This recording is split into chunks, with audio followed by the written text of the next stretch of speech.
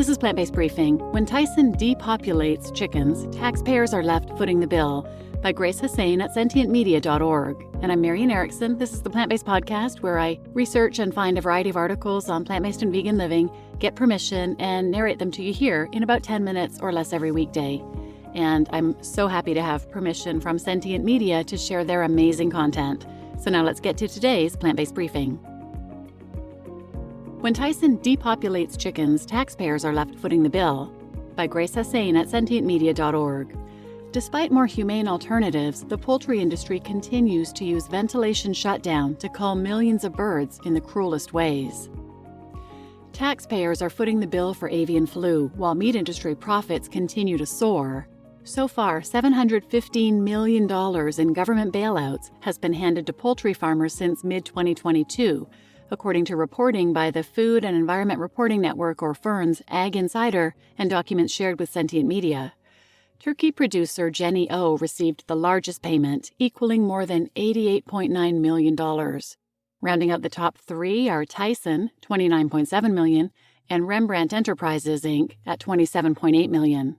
The bailouts were given to compensate the agriculture powerhouses for the flocks they culled to prevent the spread of avian flu, which has been wreaking havoc in farmed and wild bird populations for the last 2 years. Many of the culled birds were apparently flu-free, killed as a precaution to prevent further spread of the devastating virus. Companies see record profits, consumers foot the bill.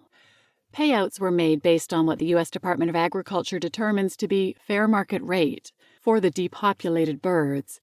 Even if only one case of avian flu is confirmed, any and all birds exposed are culled too. Total casualties from a single case can reach into the tens of thousands then, due to the sheer size of factory farms and the barns in which birds are housed. It's not just shareholders seeing the profits. Corporate executives continue to rake in compensation worth millions, despite the ongoing spread of disease. Tyson's CEO and president, Donnie King, received a compensation package worth $13.1 million in 2023 and $12 million the year prior. Instead of reducing corporate profits, the cost of avian flu trickles down to consumers as the price of eggs creeped upward.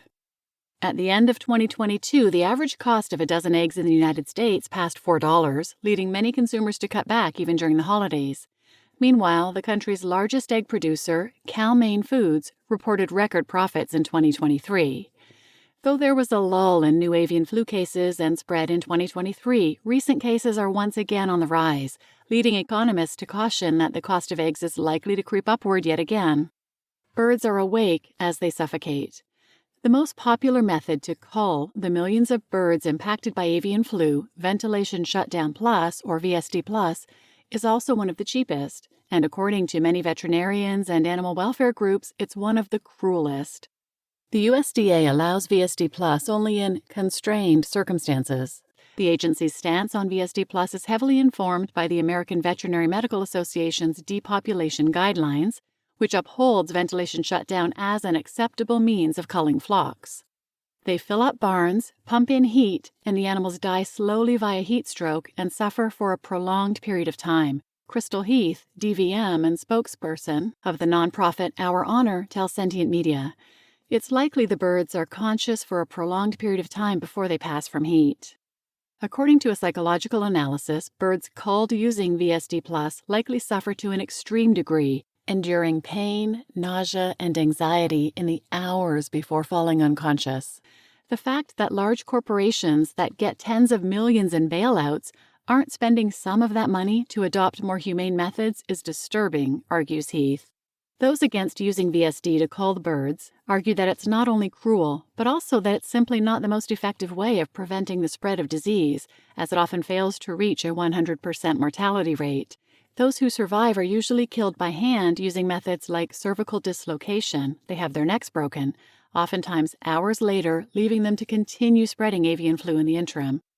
Investigators who visited just a few of many VSD Plus depopulated barns at one Rembrandt Enterprises, Inc. facility in Iowa recorded live birds alongside those who were killed, suggesting that across the many barns, hundreds of birds likely survived the cull. There are other options. One example, according to Heath, relies on nitrogen foam. Compared to VSD+, birds culled using nitrogen foam go unconscious and at least die more quickly and with less discomfort. The Veterinary Industries Association does include pumping nitrogen gas into barns or filling them with water-based foam as alternatives, yet nitrogen foam is almost completely absent. Despite these more humane and effective alternatives, only 5.6 million birds were culled using other methods between February and October 2022. Instead, the poultry industry continues to rely heavily on VSD+ for depopulation, killing over 41 million birds during that same time period. You just listened to When Tyson Depopulates Chickens, Taxpayers Are Left Footing the Bill by Grace Hussain at sentientmedia.org, and I'm your host, Marian Erickson. And if you're interested in a few more episodes on this topic, I'll link these in the show notes.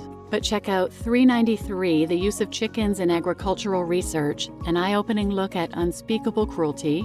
I really think that one's worth a listen because it was mind-blowing for me to learn about that stuff. 476, Censorship Concerns and Veterinary Profession Should Not Condone Killing Animals by Heatstroke or VSD+. And 684, CEW's smear campaign against animal protection groups. And please share this episode with anyone who might benefit, and thanks for listening.